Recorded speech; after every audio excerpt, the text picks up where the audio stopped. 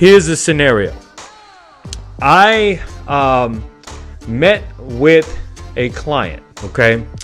And the client was super excited to talk to me. The client had seen my videos. The client had definitely thumbed up my videos, shared my videos across multiple channels, Facebook and YouTube. And basically they were kind of geeked, right? And I mean, that's great. I really appreciate you checking out the show. And they say, hey, I even downloaded some of your episodes from iTunes. And I'm like, okay, fantastic. The Startup Junkie live show is really, really starting to gain some traction as far as brand awareness goes, right? And I said, okay, so how can I help you, right? So probably about maybe 20 minutes into the conversation, I realized that this person who had literally just started this business was actually experiencing tons and tons of success already, like early, and they barely spent any money on marketing. Maybe they spent like maybe $100 and let Google put some PPC, pay-per-click ads out there. A PPC or pay-per-click ad is like, say when you go to Google and you see like the little ads at the top. That is what you call SEM, search engine marketing, which is PPC, because an advertiser actually pays every time someone clicks on it. So it's pay per click. Okay, you get it. All right. Now, so basically the person had spent about $100, and the business that they gained was about almost 10 grand in business from only spending $100, right? I mean, that's fantastic. You always want to spend less in terms of your advertising to get more of a return, in terms of people actually, using your product or service. So that's great, right? But let me tell you what I realized, okay? As I talked more and I listened to, the person's business model and their plans for, marketing their actual service in the future, I realized that because they had experienced so much success for spending very, very little money, that they probably could not use marketing services in terms of, if they had to spend a lot of money. They probably would not pay for it because they had already spent so much success. But I also realized that they had no infrastructure in place to actually scale their business. Okay, so it's okay for you to say, get a few clients and make some bucks. Okay, that's great. But you always have to ask yourself, do you have the infrastructure in place in order to take on more clients? Say it's different from, say, taking on 10 clients to taking on 100 clients, right? And the lesson that I learned, which I said low, but was really a lesson I learned a long time ago, is when what I was doing really started to catch on, and we really could not take the volume of business. In business, they call that capacity, okay? We really could not take the capacity of people that were actually wanting to use our service. So from that hard lesson learned, okay, I tried to share with this person my thoughts. Well, the person kind of barked at it. The person didn't agree that maybe later on down the line they would actually have to start spending more money to maintain the success in advertising and marketing their service, right? So it's like, well, hey, I only spent $100 and I made like 10 grand, okay? Yeah, they made 10 grand in sales, okay? They did not make 10 grand in profit. There is a huge difference between revenue and profit. Revenue or sales or top line is when you actually sell something, but once everything comes out on the balance sheet, whatever you left with is profit, okay?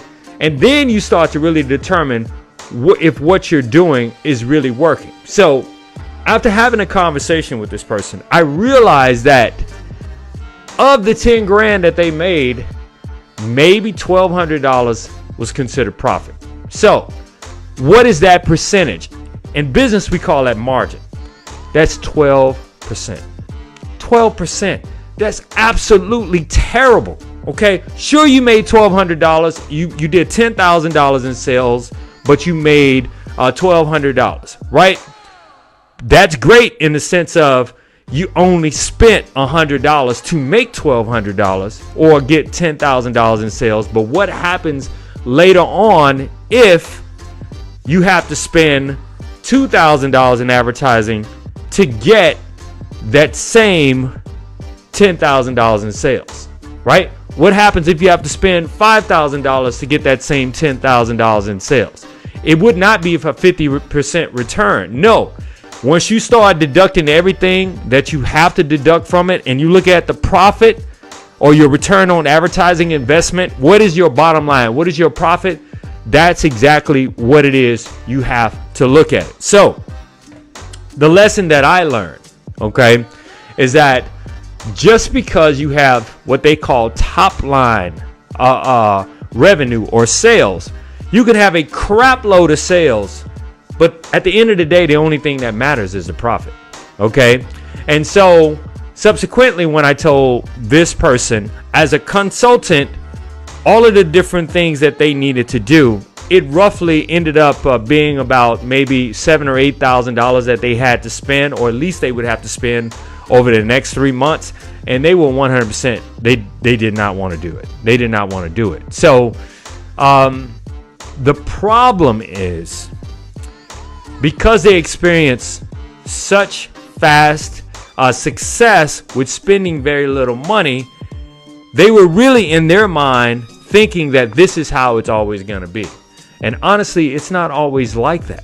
It's not always like that. So if you are a business owner, entrepreneur with your startup, know that typically, okay, when you're marketing a new product or service, whatever your budget is, chances are 50% of that budget is going toward marketing and promotions of whatever product or service that you're trying to sell.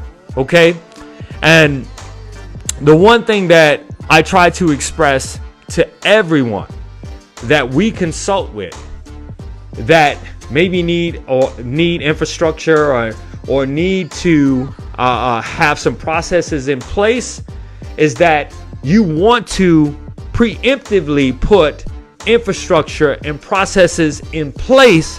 So once your business, like the hard lesson I learned, starts growing from 1, 2, 5, 10, 15, 20 clients, you can actually take those clients on. In other words, you have the capacity to take those clients on. And as far as that client goes that really didn't like our conversation about only spending 100 and making 10,000 in sales, know that at some point with that client, okay, they're going to hit a wall. All right. They're going to hit a wall because of a few things. Okay. The number one reason why they're probably going to hit the wall is because their competition is actually going to spend the money that it takes to get the attention of the right customer. Putting ads, whether they're social, whether they're digital, SEM, or traditional media such as billboards, radio, and television or cable, putting ads in front of the right customer at the right time. Okay, so eventually that client who thinks that they don't have to spend hardly anything to duplicate $10,000 in sales will run into a wall and be in deep shit. Okay, that's all I can say. So the lesson that I learned this week, or lessons two.